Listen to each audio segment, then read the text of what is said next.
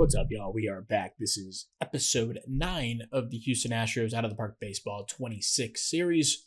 We're here, started the offseason 2028, November 5th, and coming off a 7-game ALCS loss to the Baltimore Orioles, who wound up losing in 7 games to the New York Mets. I don't know if... Can we look at playoffs? Yeah, okay. Yeah, so they wound up losing in 7.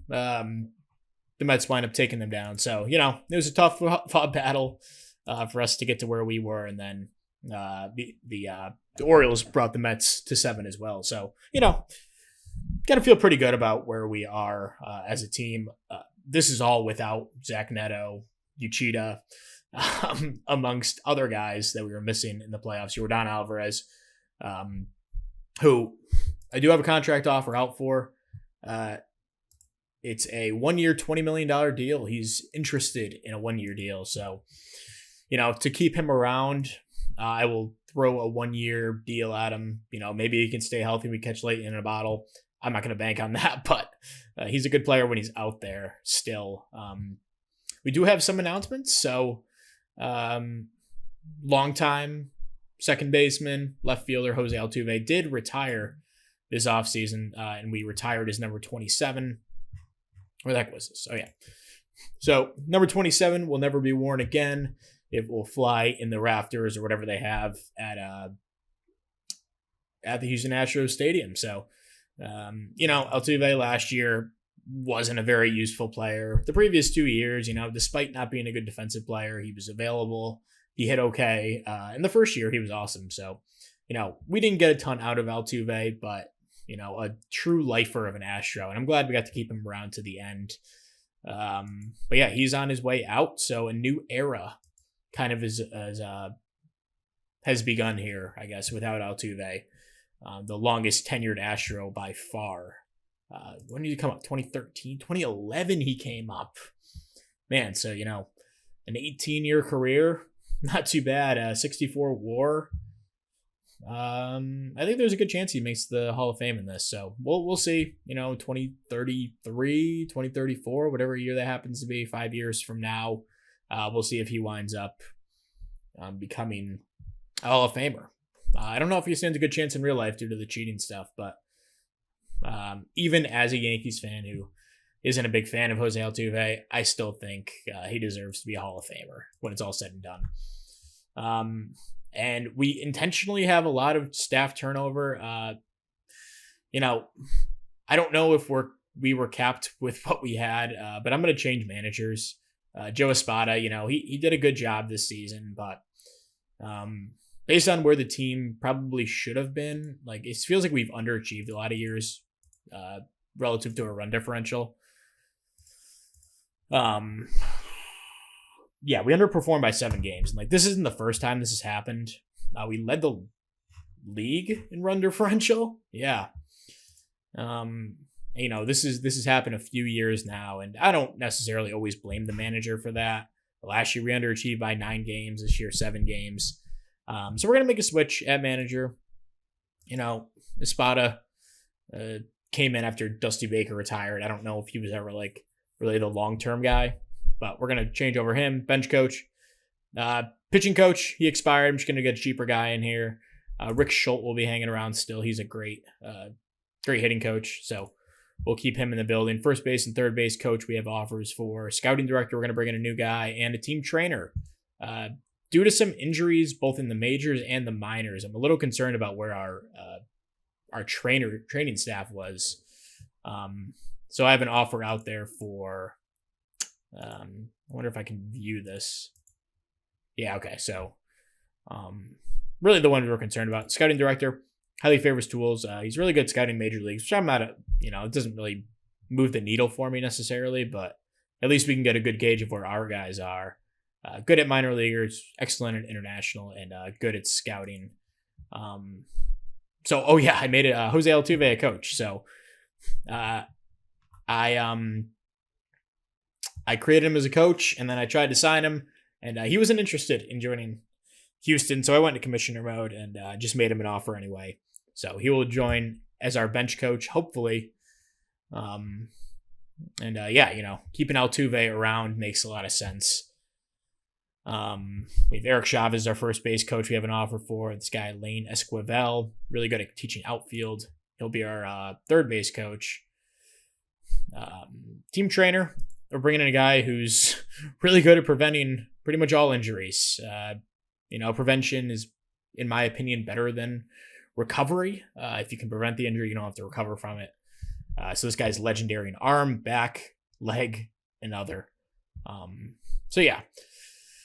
That will be our new trainer, hopefully. And then we brought in Brian Anderson. Hasn't coached ever. I was just looking around for guys, and I was really targeting relationships because I never really focused on that in the past. There were some guys who had like really great relationships. I was looking for guys, especially that are going to be around for a while. Arias, Merrill, Uchida, Webb. Those were the guys I was mostly concerned about. And this Brian Anderson seemed to be the guy that was, had good relationships with everyone. Only as average with a few guys: Matt Scott, Dylan Floro, Kenny Smith. Dylan Floro probably won't be back. Kenny Gomez will be back, probably in some capacity. Looks like that's the OSA. I was going to say he got a little boost. And then Matt Scott, he could be a long-term piece, but, if he's the only guy that's average long-term, that's not a huge deal.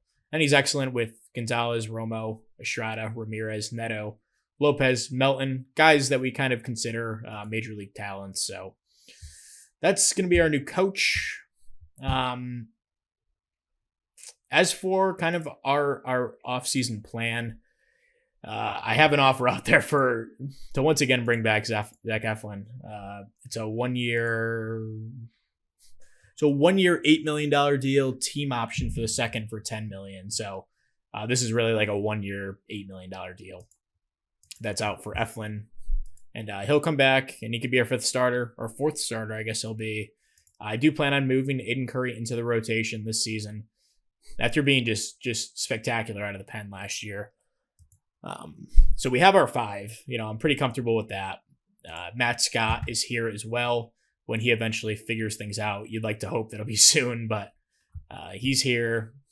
We got Uchida when he eventually comes back. It could be like start of playoffs, like kind of a, what's his name from the Mets, Japanese pitcher, maybe Korean pitcher. I don't want to screw that up. What the heck's his name? Kodai Senga. There you go. He is Japanese. Kind of like what he did with the Mets back in 2025?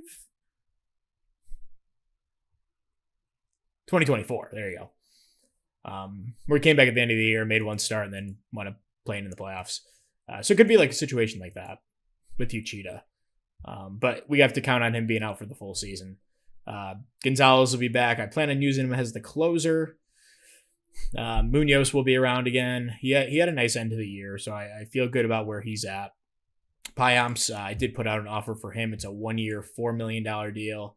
It's 2 for 8. It's 4 for 1 with a team option for the second. Brian Hudson will be back in arbitration. Dylan Floro will not be back. Actually, did I put it? I put a 1 year, $6 million offer in for him. He was really good. As a ground ball type out of the pen. Justin Martinez will also be back through arbitration. I'm not sure what we're going to get out of him, but I do want to see what he has. He was decent in the playoffs and at the end of the season. And then Wellington Herrera will be back, despite a rough second half where he didn't even make the playoff roster. He'll be back with the team. And then we have some other guys here that are, kind of guys that could make an impact. You got Trent Hodgkin, former top-ish prospect, definitely profiles as a good reliever. And might even just like lock him as a reliever. So I don't think the stamina and the 3 pitches, I don't really think that'll play as a starter. At least not the starters that I like. So Hodgkin's a reliever. Ethan Pecco, can use him as a reliever. He pitched 40 innings for us. Wasn't really great or anything, but he's a serviceable arm. Juan Soto, our reliever Juan Soto, 25 years old, has some upside. Carlos Calderon, minor league free agent, signed him back in 26. He pitched a few awful games for us last year, but he's still decently young, 27.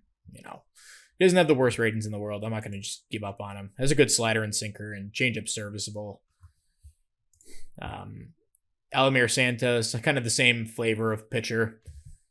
And Davy Cruz, a 24-year-old with, a decent floor with options. So this is kind of our pitching staff. I feel pretty good about where we're at. I don't think we're going to have the opportunity to make a lot of moves. And I like where the team's at anyway. In the lineup, we have, these spots are pretty much locked in, assuming Alvarez comes back. We still need to plan for a contingency when he is out, because I'm just assuming he's going to miss half the season at least. If he doesn't, that's great, but you just have to assume that. But we have Arias, Merrill in the outfield. That's locked in. Caba, Neto, and on the left side of the infield. Casas over at first, and Romo and Moore behind the plate. Moore can DH. He definitely has the bat to do it. He proved that last year. Put up an above league average WRC plus, 1.3 WAR in 91 games. Pretty good. And not a bad defensive catcher either. So we have a bunch of bodies here that can fill in the rest of the spots. Jacob Melton, one of those guys that if he's our starting left fielder coming into the year, I'm totally fine with that. If it's him and Valdez again out and left, that's fine. We have Cesar Hernandez, who can play some center field, not the worst bat in the world. Kenny Gomez, kind of same story, more of a hitter and not as much of a defender, but did play well for us at the end of last season. Fabian Lopez, going to give him a shot as a utility guy. Really good defender. The bat, did not play in 51 plate appearances last year at all. Negative .5 WAR. But could be a useful utility guy. Roderick Arias, kind of same story with him. Maybe a little bit more offensive upside. Herman Ramirez, who started really hot, heated up, or fell off, and then heated up, and then fell off again. Just a streaky hitter. I can't bank on him being a piece on this team, but he is here in the building. Can play second, third, little short. Aaron Estrada is going to play like a super utility role like he did last year. I think I'm sending him to the lab to improve his infield defense just to get him a little bit more useful in here. Maybe he can fill in as shortstop. And then we have Jaron Advincula, 5th round pick back in 2026. I'm sending him to the lab to work on his defense. The bat, is definitely going to play, I think. He actually made our playoff roster. Didn't make an appearance, but was on the team. So, I think pretty highly of him. He's hit at every level in the minors, too.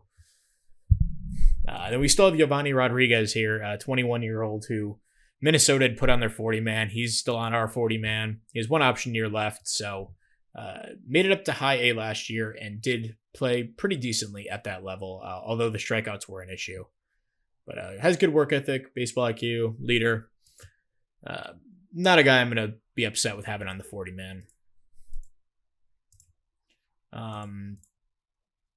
So yeah, that's where we are heading into this offseason. And yeah, we're going to move forward. We have, development lab. I did set this up. Jackson Merrill, I want to improve his plate discipline, 5% walk rate. So not really cutting it, even though he's a great hitter regardless. So yeah, we're going to send him to try to improve his plate discipline. Matt Scott going to try to improve his movement. Just get a bunch of ground ballers in the building, essentially, is my plan. Edwin Kula, want to improve his infield defense, make him a little bit better over at second base as a long-term option. Herman Ramirez, I keep calling him Rodriguez. Herman Ramirez, I am trying to generate this bat speed, try to get him up to this, closer to the 60 power. And make him a useful hitter for us. Tim Lovett, the guy who missed a good chunk of last year with an arm injury, he's now fragile. I still think highly of him, so I'm going to try to get that fragility gone and improve his strength and conditioning. Justin Daddio Franklin, 1st round, 10th overall last year, number 36 prospect in baseball. Made it up to A-ball last year and pitched decently at that level. I am going to work on his control, though, because that seems like it was lacking behind everything else at that level. Kyler Pierce going to try to improve his pitch movement. He looks pretty good outside of the home runs allowed stuff. Did make it up to A-ball last year and was okay at that level. So Gonna work on him. He's only 19. Jimmy Rader, our top prospect, second round pick last year, actually leapfrogged Justin Franklin. He's 15 spots ahead of him or so. He made it up to A-ball as an 18-year-old. He pitched well in 6 starts, so I was comfortable moving him up. He held his own at that level for sure. But I'm going to try to improve his control, just to keep that kind of in line with everything else. We have Aiden Curry, a guy we plan on being a starter next season. Only 2 years of major league service time, so he has 4 years left of control. Definitely want to utilize that. So going to try to improve his movement, just to make him a little bit better in that regard. And then Pedro Beltran going to improve his outfield defense. The bat, I think, is going to play, and I wanted to improve his injury proneness, but the ability, I couldn't do it with him, essentially. Like, it doesn't pop up, the strength and conditioning. So I don't know if it's for some reason. I don't know why some players can't do certain drills, but that is the case with Beltran. So just going to improve his defender, make him a little bit better in left or right or wherever he winds up playing.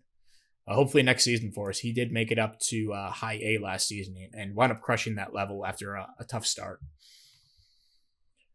He could even be in the majors as soon as next season, which is exciting. So yeah, that's the lab. Went over front office stuff. We did have to cut down our budgets just a little bit. We're up at $40 million for our development.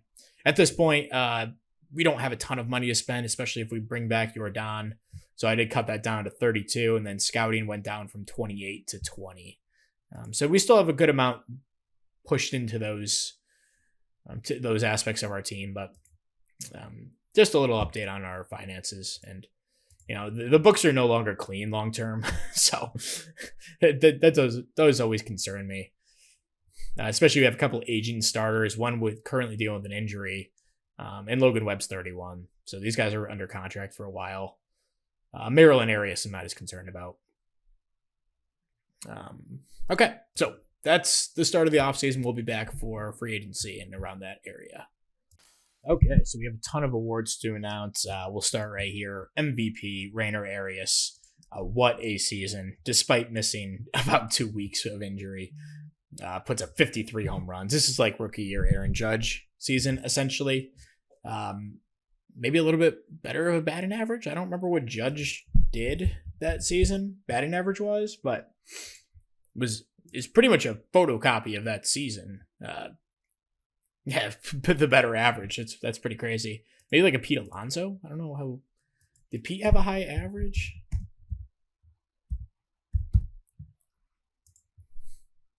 I don't think he did.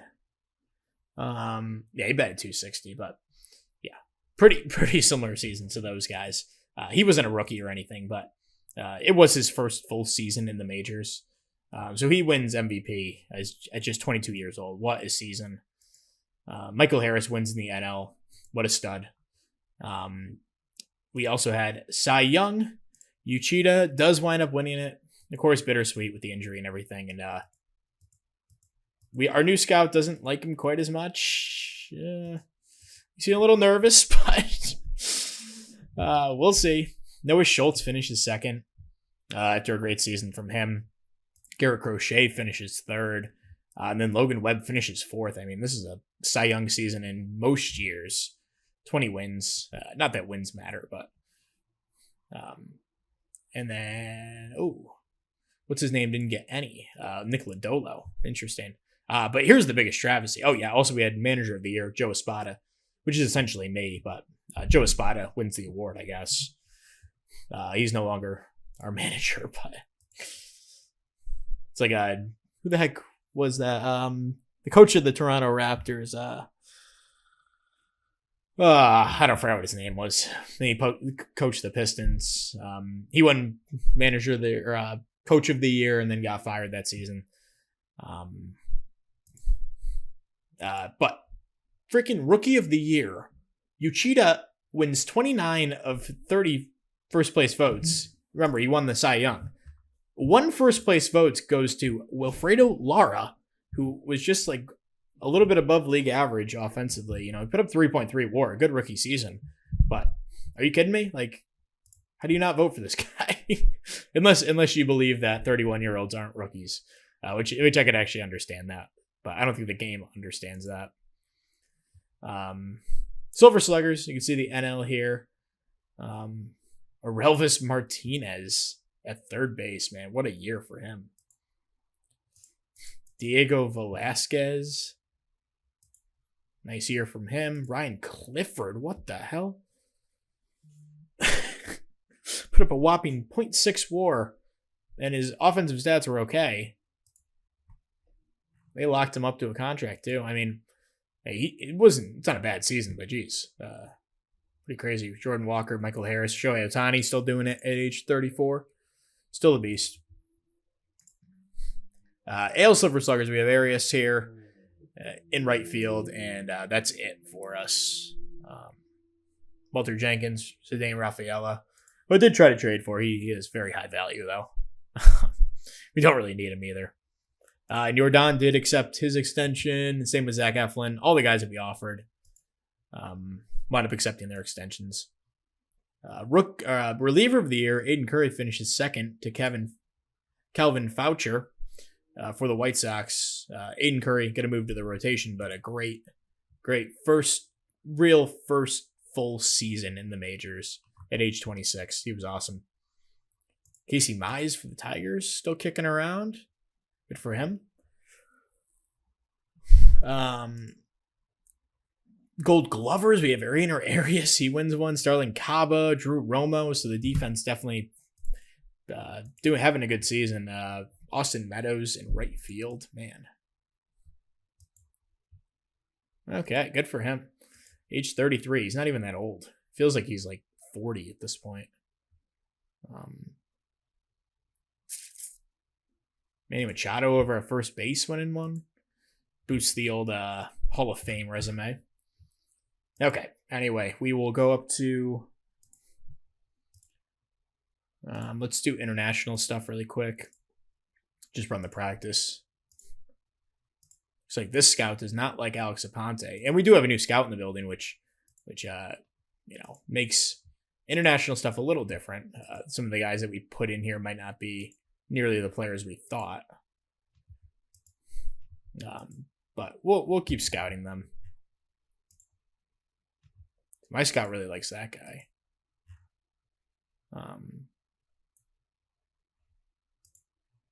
Yeah, not my type. But anyway. Blake Carrasco. Yeah, okay. I'm happy with where we're at. Arbitration hearings are in a few days. So Edvin Kula and Pedro Beltran both frustrated with improving their defense. Where exactly? Okay, so he's borderline. Edvin Kula is at the borderline of, yeah, I'm going to pull him out, actually. Just, I don't want him to get worse or anything. Calvin Alvarez is actually a good guy to send. He's getting close to the majors. Could be useful. Let's do that. Prove his outfield defense. And we'll keep Beltran out there. Maybe he can pull it off.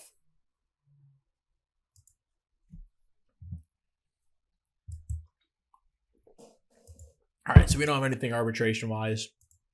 Free agents will file.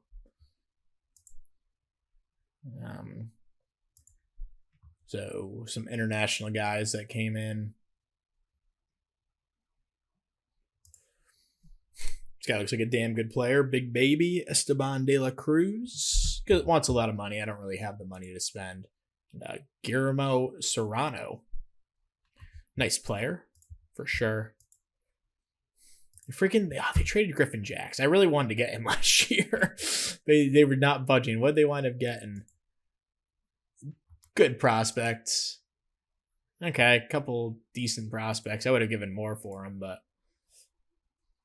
Okay, Logan O'Hoppe wants the freaking bag after a good season. Joe Musgrove also wants the bag. He deserves it after that half season in Baltimore. Jarren Duran wound up having a nice year after we traded him to Cincinnati. Hunter Brown.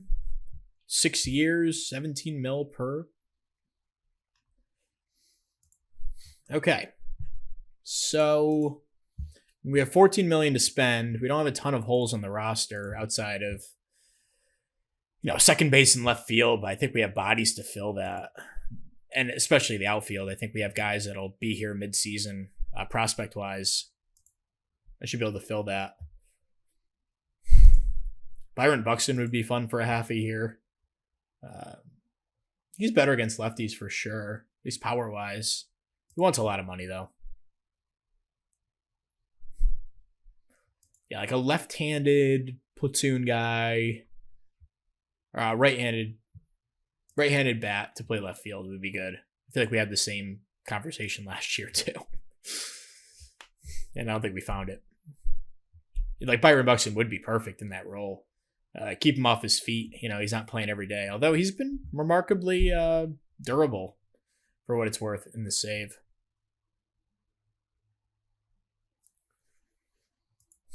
Yeah, Serrano would be... oh, my God. He would be perfect for this team. Oh, my God. Can you imagine that? Having him... what does he want? 5-year deal? There's no way he accepts this, but... I'll throw the offer out there. If he accepts, that'd be sweet. Should get a scouting report on him, though, first. But assuming someone matches that... I mean, Diaz doesn't play defense. Derek Hill, I guess. He doesn't play defense either these days. Chas McCormick, notable first baseman for the World Series Baltimore Orioles. Garrett Mitchell's a guy I like. He's not too expensive, but doesn't really fit our needs of what we actually need on this team. Victor Robles, not a great defender these days. Harrison Bader is interesting. Cheap. Plays good defense. You'd like to think he has splits, and he does. He's better against lefties. Dylan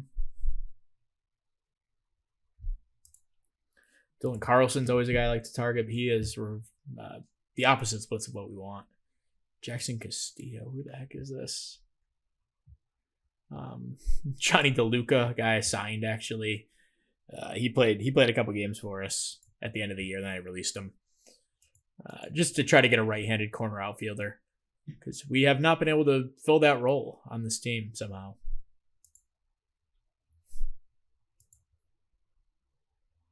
Christian Franklin, I mean,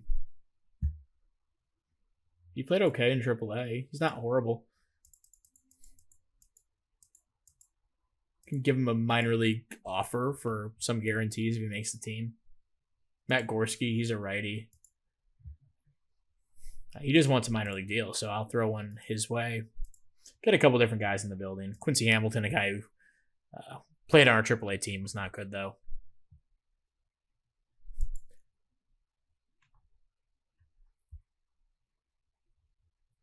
Yeah, so we'll pause there on this, and as for pitchers, I think we're pretty good pitching wise. Jacob deGrom would be a fun closer type though if you wanted to bring him in, but he has not been available at all essentially since 2025. Kind of how he is in real life. Devin Williams still got a little juice left in the tank. He's not too expensive. Looks like he had some control issues last year. He's 34. We really don't have any money after that. Is this the best way to use resources? I don't know. I mean, he'd be sick. What is he going to play? Like once a week, though? He's not good against righties. He'd be fun, but I think we should actually retract that offer. That is not, 10 million on that is not really gonna, it's not smart, especially because we have guys on the way. I always like Kevin Kelly. He's got some ratings that I like. Didn't pitch much last year. He's on the cheap. I'll throw a 1-year major league offer at him.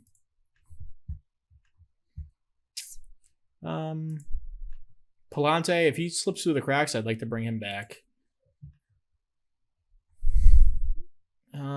Besides that, I mean, I think we're in pretty good shape bullpen wise.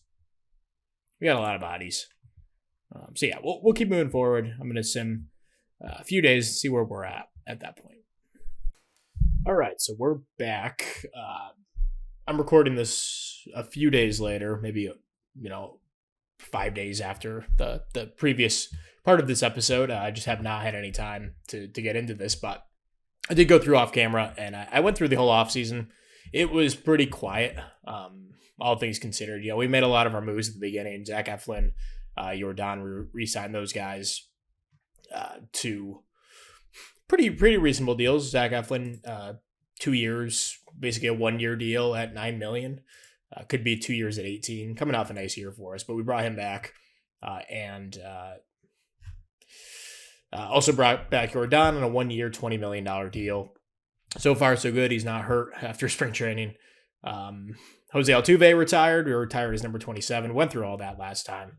And then December, we didn't do anything in December. We made no free agent signings. We just didn't have a ton of needs. It wasn't a great free agent market. So with the Rule 5 draft kind of came and went. We added Kevin Alvarez to our 40-man. Excited for him. He could be up this season. According to Red Scout, there's his ratings. Number 74 prospect in baseball. We'll see what he is come opening day in a couple days. Then we lost Alejandro Nunez. Nice little player, but didn't really have a ton of room on the 40. Wasn't a guy who was really on my radar, although he's played okay in AAA the last few years. 24-year-old, could definitely work out. Then we made one free agent move, essentially. We brought in Kevin Kelly on a 1 year, $1.8 million deal. Nice, not even a buy low move. He didn't really pitch much last year. He must have gotten hurt. Yeah, so he got hurt almost immediately with bone chips in his elbows. He missed the whole season. He pitched one game. But came off a really nice year in Atlanta in 27, in 26 and 25 in Tampa Bay. He was also really good. So, pretty much a no-risk move, bringing in a nice reliever who's going to slot into our bullpen that at this point, I was looking at some deals for – there was a couple different guys. They wound up getting traded, so I don't even know where they went. But there was a guy from the Phillies who wound up going – I guess I could look at the major transactions log, but it might take a little bit. There's a trade log, right? Yeah, okay. So the guys I was looking at it was like kind of early in the offseason, maybe like back here. Griffin Jacks I was looking at, but he was a little pricey. Yeah, the fact that I have to look at both sides. Oh, yeah, okay. Orion Kerking. Kirkering. I was looking at a deal for him. It was a little too pricey for my liking, and they wound up signing to him an extension, which was pretty nice. But he was a free agent, really wasn't willing to part with anything big. Gavin Stone was another guy. I just kidding. He wasn't the one that I looked into. Manuel Clase was the other one. These guys all got traded on the same day, so even if I just didn't have enough time to really react and take my time with it. He also got dealt. So those were the two guys I was looking at. I'm okay with it at the end of the day. I'm comfortable with where our bullpen is coming into the season. We kind of have a lot of bodies. You can see I have my spring training roster still set up. I did cut down the hitters though.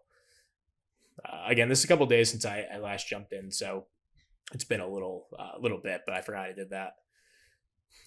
We'll go through. We'll make the cuts in the pitching staff and everything in this part of the episode, because this might be a little bit of a shorter one, considering where we are.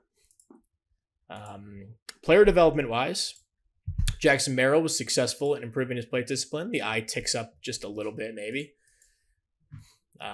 Hopefully he can continue off his nice end to last season. It didn't start off that well, but he did finish strong. Matt Scott was outstanding in his pitch movement.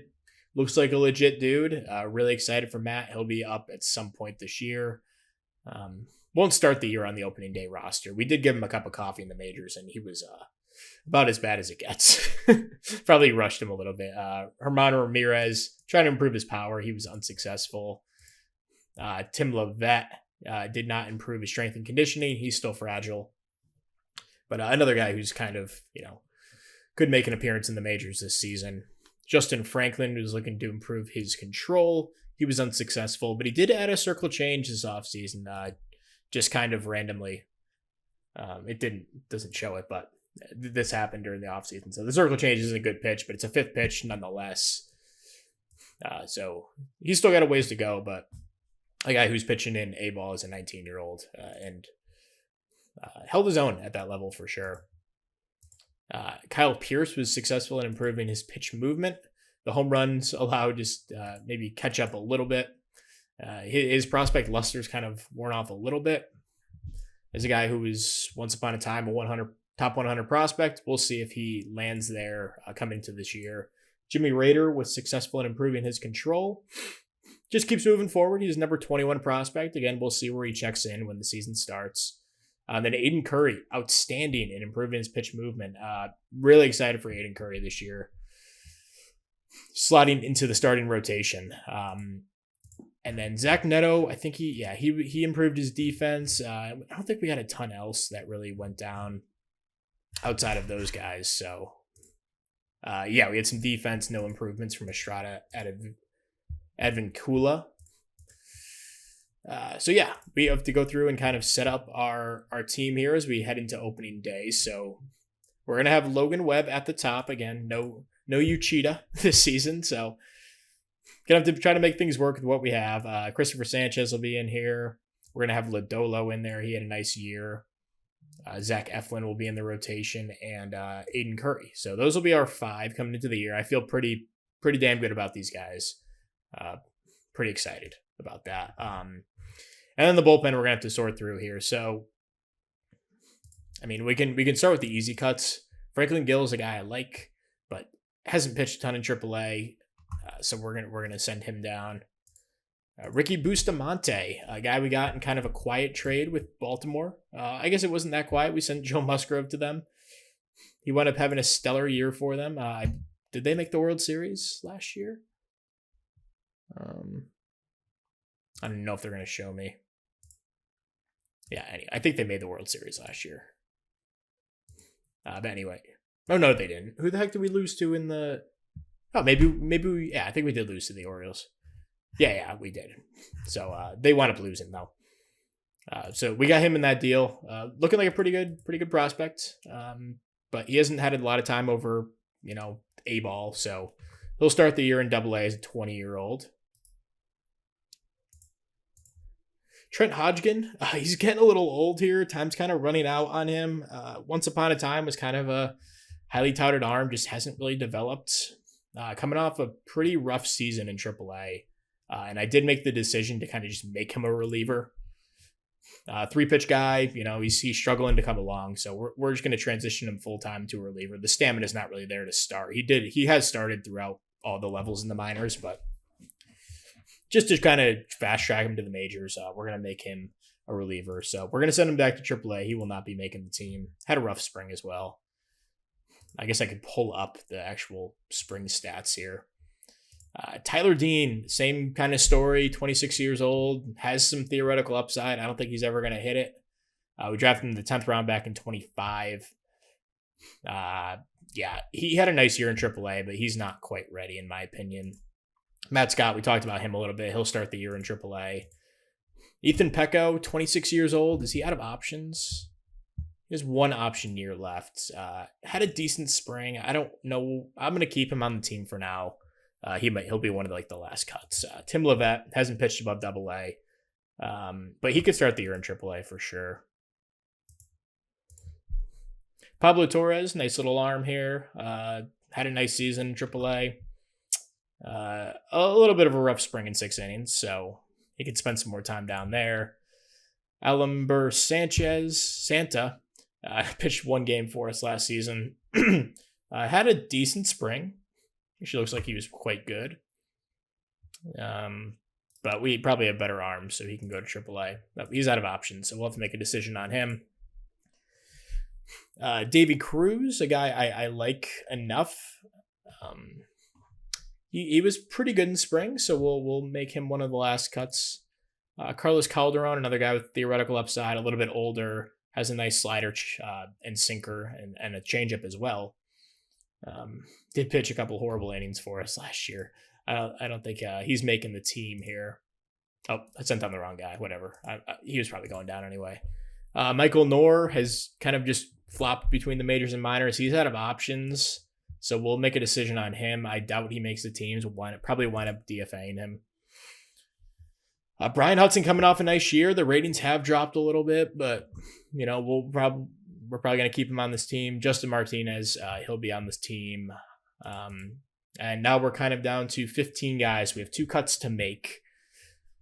Guys that are locked in. Pyomps. I'm just going to kind of move these guys. Gonzalez, Floro, Kelly, Munoz, Martinez, and Hudson. So one of these guys can make the team, in my estimation. We got Pecco, Knorr, and Santa. Knorr's out of options, so he's, in that way, I kind of want to give him a shot. He was pretty good in AAA last year. Pecco has the option year. And then Alamir Santa does have some options. Oh, no, he's out of options. Yeah, I just went through that. So it's really, who do I want to keep out of these guys? Santa probably has the most upside as an actual reliever, but does have control issues. We haven't really given him a fair shake. So I think Pecco is going to get sent down, and I think we're going to DFA Knorr. As much as I like Knorr, let's see if there's anyone willing to take a chance on him. He's 28, hasn't really reached his upside. So yeah, no one's really interested. He could probably pass through waivers here, I'd imagine. So Santa will make the team. And I kind of said Gonzalez is going to win the closer's role. I think he's proven enough over the last couple of years to get that spot. I think I like Kevin Kelly the most as an 8th inning guy. Although I kind of like my high leverage guys to have good stuff. So maybe it's Munoz and Pyomps in those spots. And then these guys can all go to middle relief. We don't really have a long man, which I don't really love. And none of these guys really have options or the opportunity to go to AAA. So if we need a fresh arm, a move's going to have to be made, like a DFA of Santa or something like that. But regardless, I mean, I think this team's in a pretty good spot, despite the Uchida injury. Actually, I'm going to limit Curry's pitches, 85. These guys are all good to go. And then the lineups, I already kind of set these up. So we got Casas, Arias, Merrill, Neto, Alvarez, Herman Ramirez, Gomez, Romo, and Caba. And we're going to have Milton play every other day in left. So that's kind of a true timeshare, not even a platoon. And then against lefties, Estrada goes into left field. And Melton just backs up those spots. And then on the bench, we have Malcolm Moore as our backup catcher. And Fabian Lopez is our utility infielder. He had a decent little spring, has some defensive ability, and not a horrible bat. So, and Fabian Lopez is going to mix in quite a bit over at second base. And Estrada will also get some time there. So, we're going to try to get a lot of guys involved this year. And, hopefully it's a nice little season for us and we can follow up. Wellington Herrera did go down with a 2-week injury. So when he comes back, we will definitely have to make a decision on one of these guys. Juan Soto, a guy who I think, is he on the 40? I guess he's not on the 40, but he's on the 60-day. Andrew Carroll, former 8th rounder back in 25. Some theoretical upside there. 25 years old, though. He's on the 60-day with a 3-month injury. And then Blake Illich with shoulder inflammation that he suffered this spring. Just as a little update, none of those too important besides Herrera. And obviously, Cheetah will be out. Maybe he makes a late playoff return. We'll see. But anyway, we'll go to opening day here.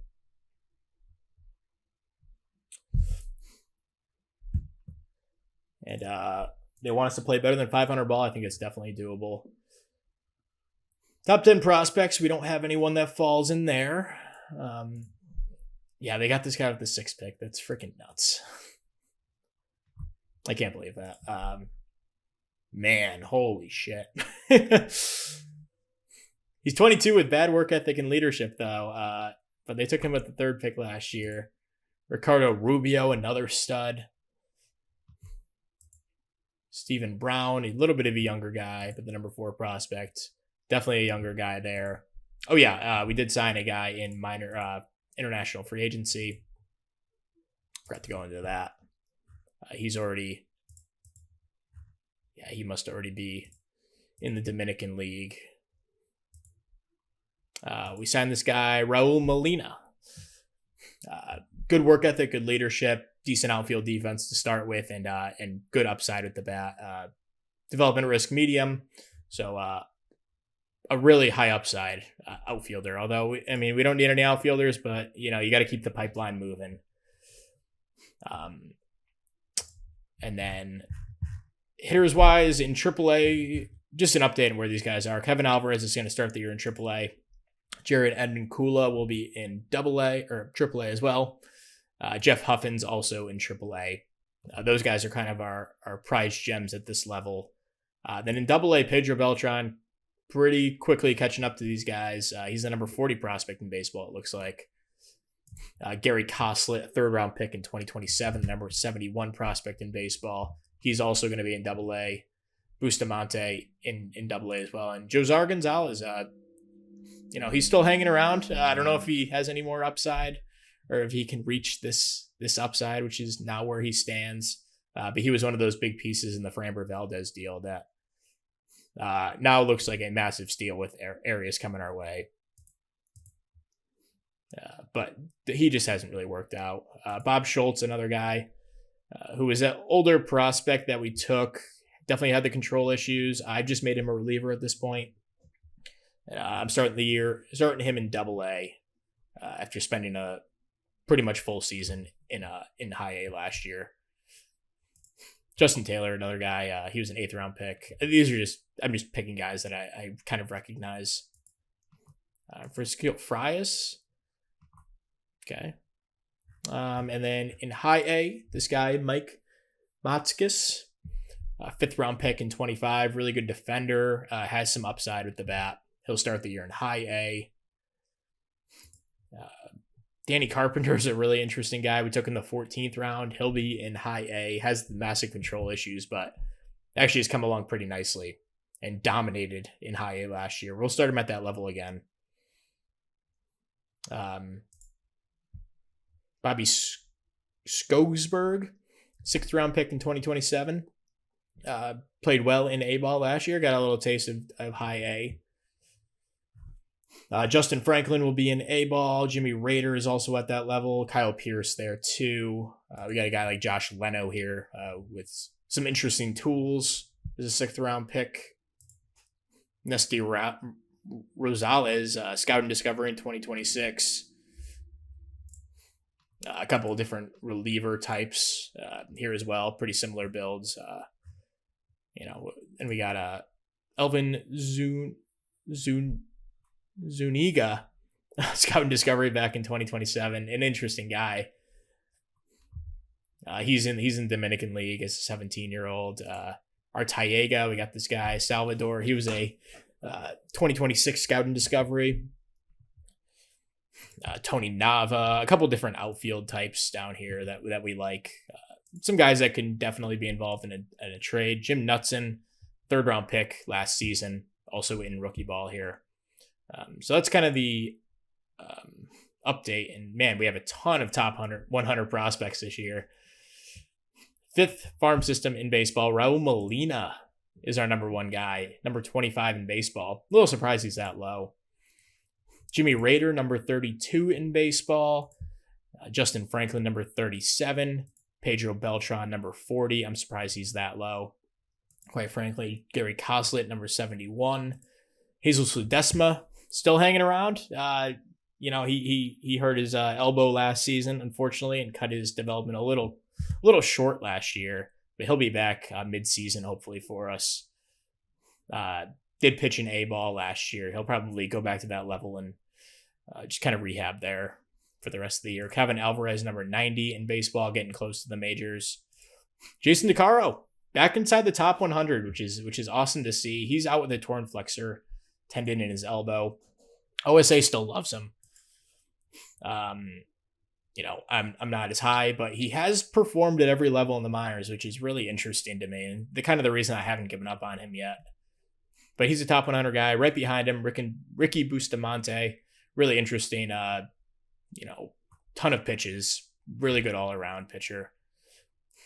David Montez, he was a scouting discovery in 25. He'll start the year in high A after getting a little bit of a taste last year at that level, after dominating rookie ball and A ball last year.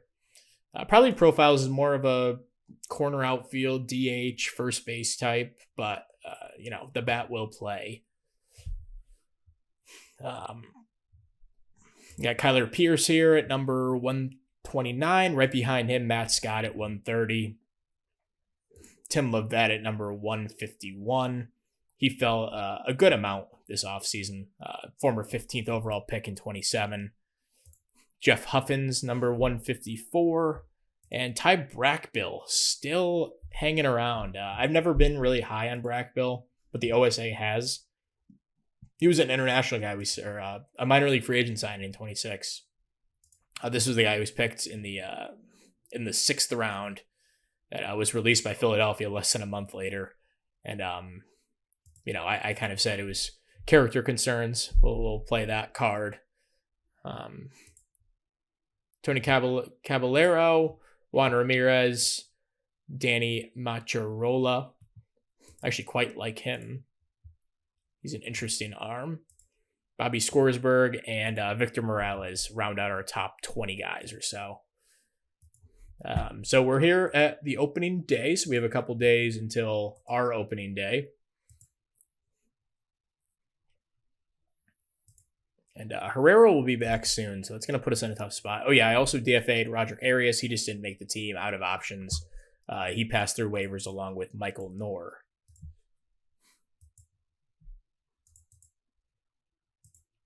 And we will be facing Texas in our first series of the year.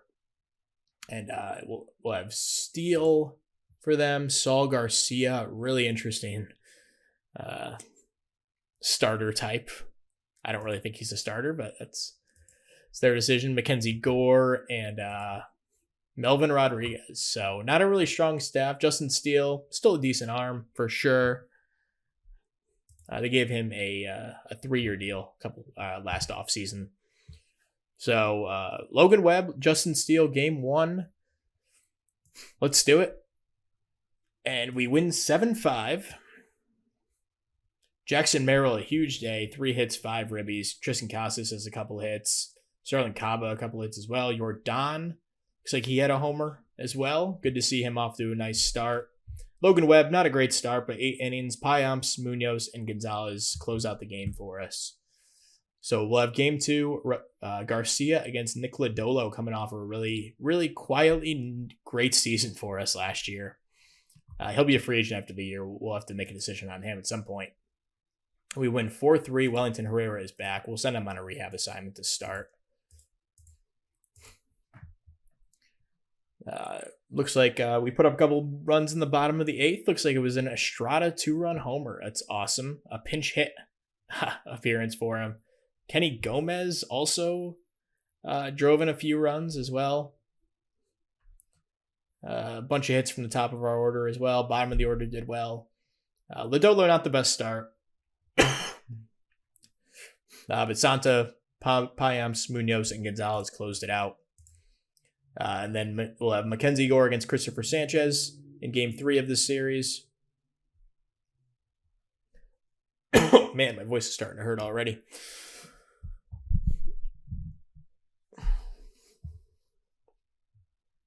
And we win 2-1. And I'm always afraid to look at you, Cheetah. His control has fallen off. Not concerned as long as nothing else does. If the control is the only thing that drops during this time, I'm okay with that. I can live. His stamina did go up, which is good. Looks like Logan Webb's movement dropped a little bit. Munoz lost quite a bit of velocity and stuff as a result. Costas dropped off a little bit. Jordan's contact improved a little bit.